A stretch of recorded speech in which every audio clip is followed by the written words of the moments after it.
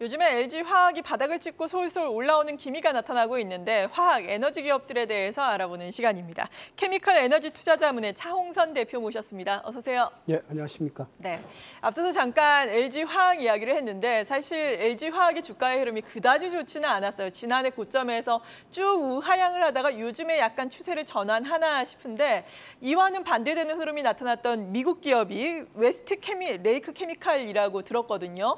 코로나 저점 대비해서 꾸준하게 올라왔더라고요. 어떤 근본적인 면이 다르길래 이렇게 주가의 흐름이 달랐나요? 예, 이게 업데이트를 해야 되는데 네. 결론적으로 말씀을 드리면은 코스피 지수가 2,600에 머물러 있고 화학업종 지수가 거의 코로나 상황까지 떨어진 상태에서 이렇게 급격하게 올라가려면 제가 볼 때는 중국에서 주요 도시들이 일부 봉쇄가 완전히 해제가 되는 게 굉장히 중요하다 이렇게 보고 있습니다. 예. 이렇게 물론 러시아 침공으로 해서 고유가도 중요한데 그런데 미국 기업의 예를 들면 그 고유가 높은 가스 가격을 받고 원재료를 받고 사상 최고의 이익을 내는 걸 보면 지금 현재 유가 수준은 그렇게 이렇게 부담되는 수준은 아니다. 그런데 아시아 기업들은 중국의 코로나 봉쇄 때문에 지금 판매량도 많이 감소했고 가격도 못 올렸다는 게 IR 자료에서 나오고 있습니다. 그래서 결론적으로 말씀드리면 중국의 코로나 봉쇄가 해제돼야 된다. 그런데 그 해제는 이런 겁니다.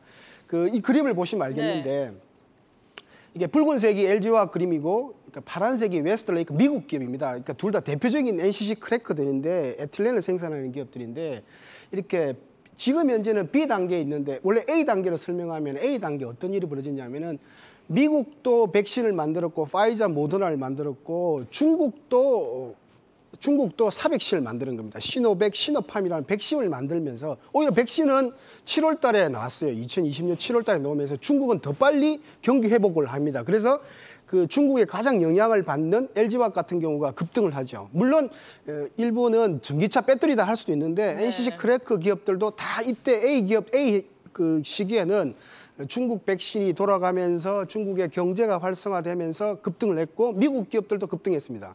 그런데 중요한 지점은 B라는 지점이죠. B라는 지점이 뭐냐면은 작년도에 12월 달에 파이자 경구용 치료제 팍스로비드가 나왔지 않습니까? 예. 그래서 팍스로비드가 나오면서 미국은 3천만 개의 팍스로비드를 보유를 하게 됩니다. 그걸 보유하면서 미국과 유럽을 풀다 보니까 이렇게 경제가 확 돌아가시게 된 거죠. 그러니까 미국 화학기업들은 일찍 올라갔고 중국은 38대2인데 백신은 38가지가 나왔습니다.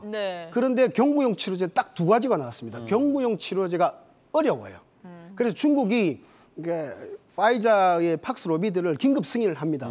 긴급 승인을 하는데 3천만 개를 만들었는데 중국에 배포된 게 거의 없었다는 거죠. 미국하고 유럽을 다 줘도 부족하다는 거죠. 그러니까 미국, 유럽은 풀렸고 그다음에 중국은 일부 봉쇄, 주요 도시 굉장히 50개 도시가 봉쇄로 들어가면서 판매량도 떨어지고 소비도 급감하면서 경제 성장률도 지금 한 4%대로 다 내려갈 거라 보는 거죠. 딱 요 상황입니다. 그래서 중국은 필사적으로 코로나 경구용 치료제를 파이자한테 받든지 아니면 스스로 개발하려고 하고 있다.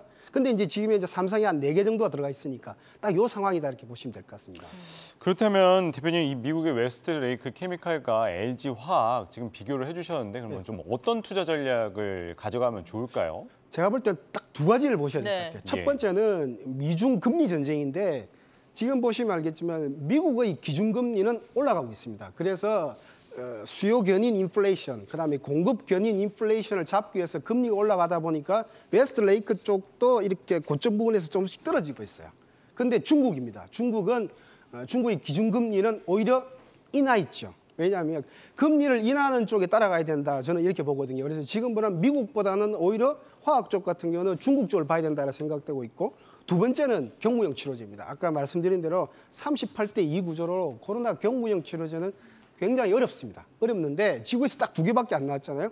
파이자하고 그다음에 머크가 딱 나왔는데 여기 보시면 알겠지만은 미국은 경구용 치료제가 나오면서 올해 26조 될 거라 보는데 여기에 중국 기업들의 그 경구용 치료제가 나오면 매출액이 팍 올라갈 거라 봐요. 근데 그게 풀려야 되는데 그러면은 주요 도시들이 봉쇄가 이제 될 거라 보는데 중요한 거는 지금 경구용 치료제가 중국이 4개가 들어가 있는데 네. 그중에 2개 같은 경우는 어떻게 되어 있냐면 가나가 인구가 한 3,500만 명 정도 되는데 거기서 긴급 승인을 받아서 이미 처방되고 있습니다. 중국의 경구용 치료제가.